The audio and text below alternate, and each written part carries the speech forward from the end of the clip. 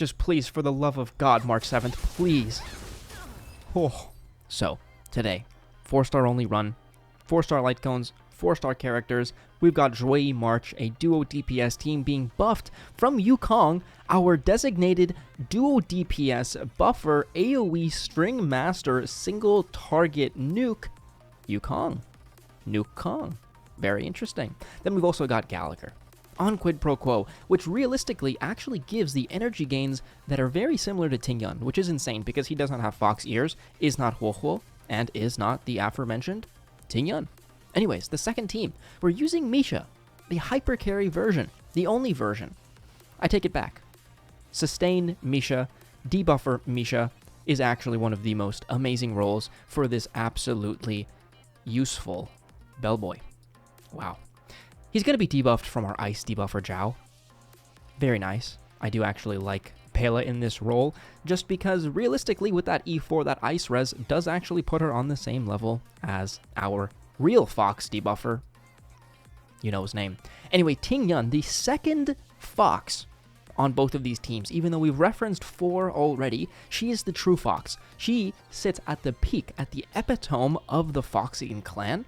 Realistically, I think that's actually lore accurate as well, but the energy gain, the speed, the attack buffs, the damage buffs that she's going to give to Misha is crazy. Not to mention the team-wide action advance on the Dance Dance Dance, which sometimes makes me feel like it's just too broken, and that's why they refuse to put it on any Light Cone banners. By the way, the next 2 upcoming Light Cone banners do not have Dance Dance Dance again. And of course, the final, last but not least, but pretty much useless, level 60 Natasha. Level 60 Natasha is a very interesting character, because I refuse to level her past 60. I haven't even unlocked past 60. So it's 60 out of 60. That means level 6 traces. That means very, very bad. But will she help us sustain through MOC 12, given it is eventually a very difficult boss? Who knows? Maybe the ice from Misha will be able to freeze him out of existence back into the Ice Age and in a position so that we can clear within 20 cycles. That would be insane. But anyways, hit that subscribe button, join the Discord. This was a very weird intro, but we're trying new things. Thanks for watching. Continue to watch. Let's get into both the runs. So for the first side, we are lacking quantum weakness, which means that Xueyi is going to be operating at 6 out of 8 cylinders, which does suck quite a bit. If you guys drive electric vehicles, then I guess that would mean 75%. But here we're going to go ahead and apply this very juicy 80% attack buff. Maybe it's 88, I'm not entirely sure. But we are just going to absorb some damage, wait. All the damage that we want to deal, ideally, will be after we build up the 6 stacks of the MOC buff for that maximum 48% damage bonus. Not to mention that little drop that we get, which we do need to take advantage of every single wave, or it is just impossible to clear.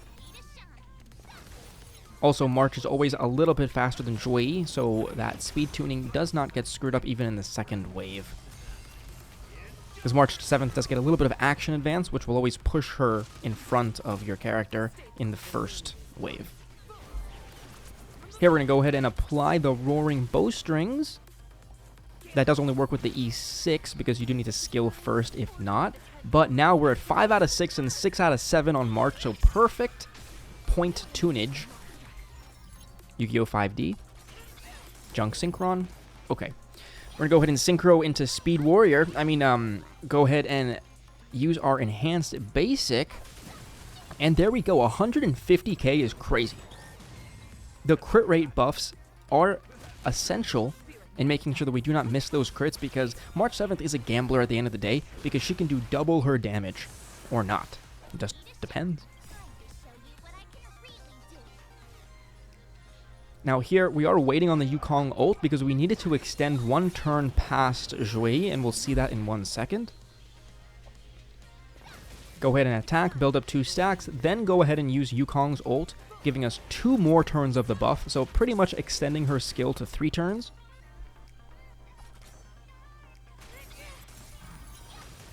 Beautiful. We also are ticking away just little by little to make sure we can maximize the amount of stacks we can get for Xueyi's talent.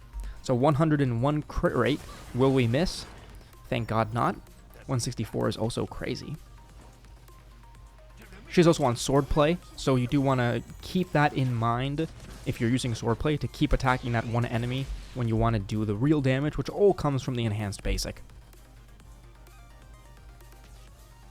Now at this point, we just want to clear in this cycle, but we've pretty much dealt enough damage so we do not have to worry about it. So ideally, we want the damage to come at the very last opportunity.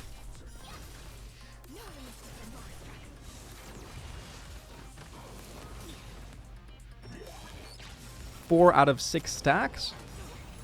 29 HP Xueyi, but I think Gallagher's little beer break should come in handy. And then 2 more attacks will put us into range. Beautiful. So all 4 ultimates are up going into the next wave. We're just going to pop Gallagher's.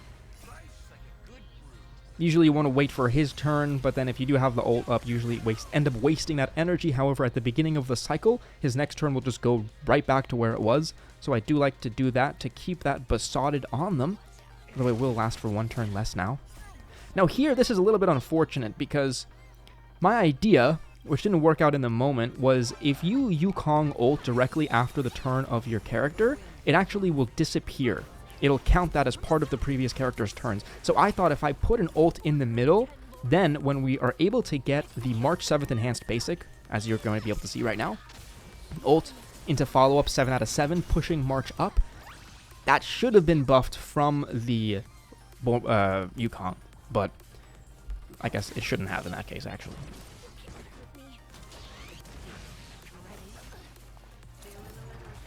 Very good. That is the best character to get taken, or Xueyi, because we gave her the effect res from the last turn.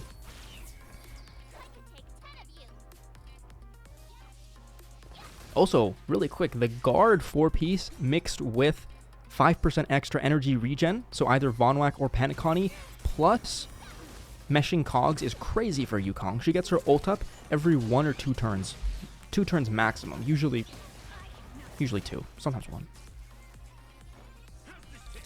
Heal her up. And here we go. We've got follow-up stacks. Unfortunately, that couldn't have been buffed from Yukong's ult because we do have to do it in this order. Same thing as the first wave. Now we get 3 total turns of buffs, and the March 7th enhanced basic is the main thing that we're making sure to be buffed.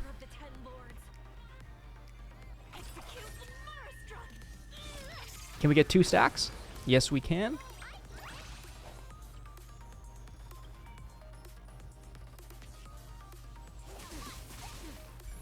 Very good. We hit our extra hits, which is very good. That can do sometimes 80k if we're unlucky.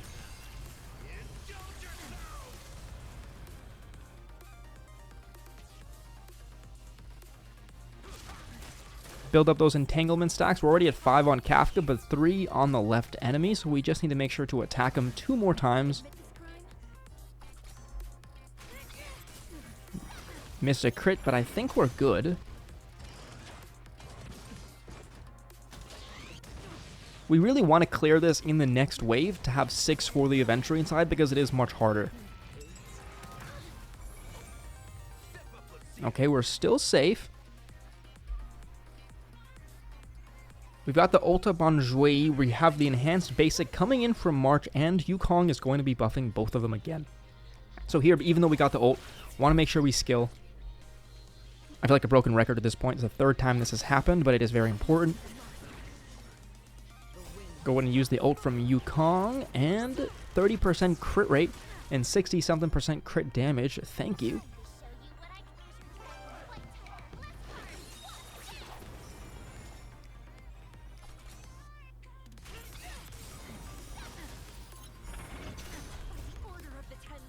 This is looking good.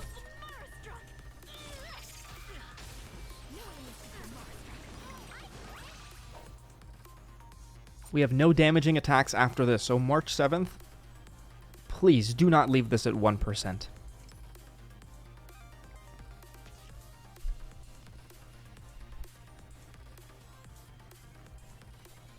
Just please, for the love of God, March 7th, please. Oh. Now this side is a lot more risky, mainly because of the level 60 Natasha, but she is on the HP rope, so the healing doesn't suck. The energy gain is a little bad, but we're also on shared feeling, which means that actually when she skills, we're going to be giving 5 energy, or 6 actually, to Misha, which is very, very good. Although we rarely have the skill point economy to actually be skilling with Natasha. Building up a couple of points here, and then we'll just wait. It's fine to take damage because we actually want to waste energy, or it's fine wasting energy, because we want 10 out of 10 stacks on Misha. So here, Pela ult, Eagle is going to push her in front of Misha, allowing us to put the ice res on both enemies before we ult from Misha. And we're actually going to skill too. This way we're just going to get 10 out of 10 stacks, forget about the energy consumption, and let's see how much damage this does. Pretty damn good. Very good, actually. Go ahead and heal up with Natasha. Thank you, Miss Level 60. And we can go ahead and basic. Wait for Pela not to waste even a couple points of action. And then ult number 2 is coming up. Now this is only going to be 7 hits, so it won't be too good, but they're both frozen. 6 out of 6 stacks, fully debuffed even from Pela's technique. Pretty good. This means that the next wave is a guaranteed death. So we just kind of want to go into the next wave healthy and also topped up on as much energy as possible. And kind of just let the MOC drop kill it.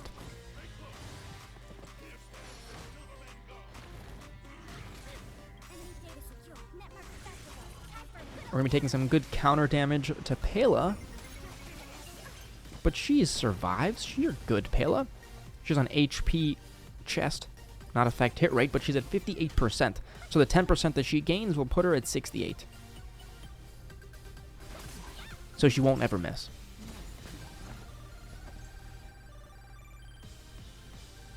This will be 5. Just to make sure we don't kill, let's target the middle, because we do want to make sure the ult on Pela is up. There we go.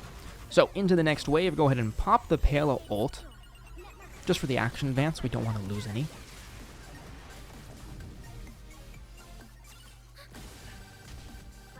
Now, using Hanya in Tingyun's slot also works. That's what I did for my last run versus Aventurine with Misha. However, they did buff it by 8%. The enemies. So, struggling just a tad. Now, 10 out of 10, we didn't get it there. That means we're only 1 energy away, or rather 1 skill away from getting Misha's ult up. So the question is, do we want to do it with Natasha or with Tingyun? Because we have to do it with at least 1. We're going to do it with Tingyun. I think that's actually a mistake. Better to basic and then skill with Natasha, making the shared feeling get the ult up from Pela as well, which is something that we missed out on. So that is a little mistake I just realized. But here we go. We've got 5 cycles. Aventurine's already at 64. Or 66. 65. And his turns are just going to keep on going back and back. And we got another ult. So, here with the Natasha, the shared feeling, 6 energy to Misha.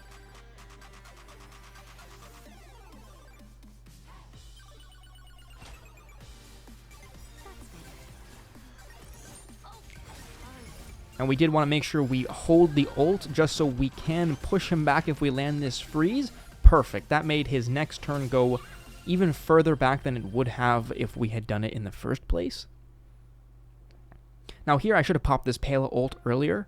I don't know what I was doing. So this is a little bit of wasted action right here. It hurts me to say it.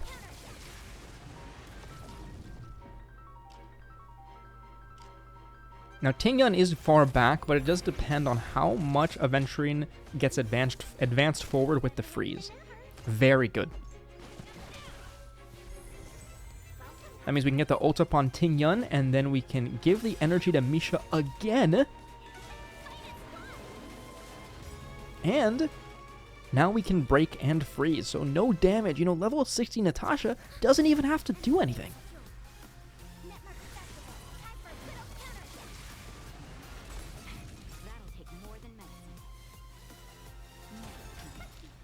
Do want to make sure we get out of, do want to get 2 6 out of 6 stacks before we launch that ultimate. And also we do more damage to frozen enemies. However, we can also freeze if we can, you know, apply it, obviously.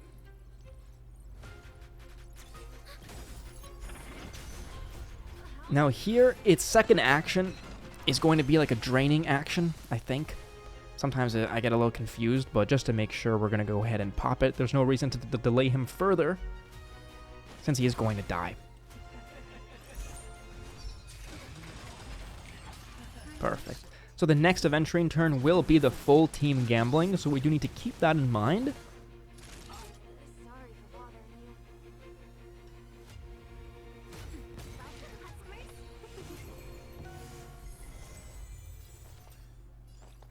So we'll go ahead and basic or skill with Pela. It does depend. The ice res is good, but our skill point economy is pretty bad. So I do think a basic is the right answer. And then we also did not ult on Pela to make sure we can use it on this wave. So Pela is guaranteed to be free. Misha, most likely. Tingyun and Natasha, no way. So we're just going to heal him and pray. I love that tactic. I love praying. Not actually. Well, yeah. What are we talking about?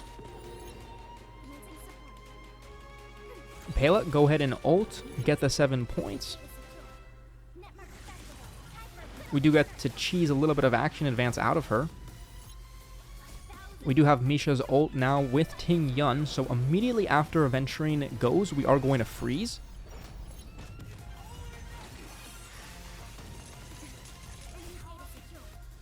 I'm not trying to take any bounce damage from those stupid coins.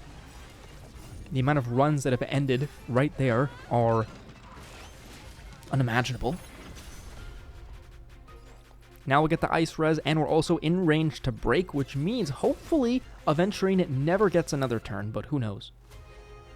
It just depends on how much we can chain freeze him.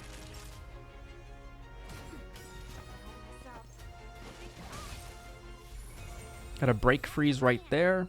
When you do break, you push him back a tad bit.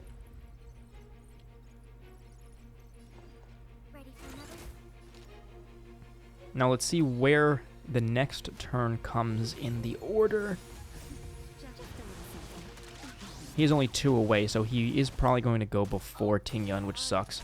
Yeah.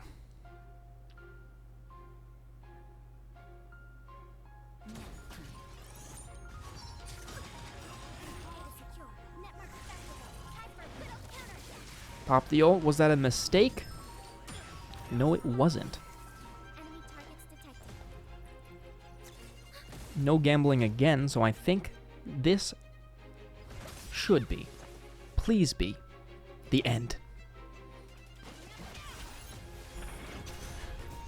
38%, fully buffed, 10 out of 10, every single debuff, all 3 stacks of Death Shred from Pela, Pela's ult, that would be Pela, and the Light Cone, and of course the 16% Death Shred from the luggage. 231, and I think we're almost there. 13% or 12% is the range we need to get to.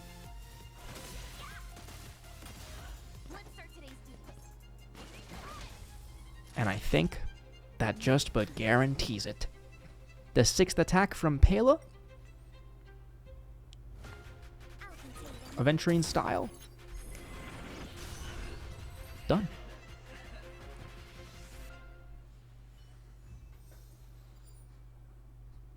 For the Bills, we had 130 speed Xueyi with 144 break effect on Misha's Light Cone, so that extra 30 crit rate plus Yukong's crit rate puts her way past 100. And we're on 2-piece Valorant, 2-piece Cavalry, and of course Rutilant Arena with attack rope, because we actually overcap break effect if we go break effect rope because of March 7th. Now March 7th, 131 speed on swordplay, on some rainbow pieces, nothing too special. And then on Rutilant as well, she was the main DPS in this team. E3 for that extra skill point, or extra point level in the basic, very good. Yukong, 4-piece guard and on cogs. Speed tuned to be after Gallagher, but before March 7th and Xueyi, very good. And then Gallagher was the fastest at 156. Not too much break effect, but that's of course because he's on Quid Pro Quo, and on a 2-piece, and on Talia. He did very well this run. For Misha, he's at 102 speed, 90 crit rate over 125 crit damage with 28% effect hit rate to land those freezes and those depth shreds. He's on the 4-piece Pioneer set because of all the debuffs, and on Rutilant because I don't have any orbs or anything. I don't have any 2-pieces, so I actually have to steal those off of Xueyi, which kind of means that I am actually the cheater. So here we've got Pela on Resolution and the Wind, the fast version of her. Very nice. On Vonwak, of course, for that energy. And Tingyun is identical. Just a tad faster, but same idea. Dance, Dance, Dance, Wind / Vonwak. We do like to go before the enemy in Event Train specifically, because if he goes, he's going to sap our energy, and that sucks. So if we can go before him and push ourselves and break him, even better. Natasha, level 60, Shared Feeling, just fast pieces. No sets, nothing too special. Just want her fast. That's all I care about. HP Rope, because she's really weak. I need the healing. So level 90 cost energy is very good, so we can kind of afford to go HP there. Thanks for watching. That was both the runs. Put into the comments any future suggestions and what you guys thought about this one. Join the Discord. Lots of fun things going on there. Lots of anime discussions, Star Rail discussions, other discussions, random discussions. Yeah, hit that subscribe button, and I'll see you guys in the next video. Thanks for watching. Adios.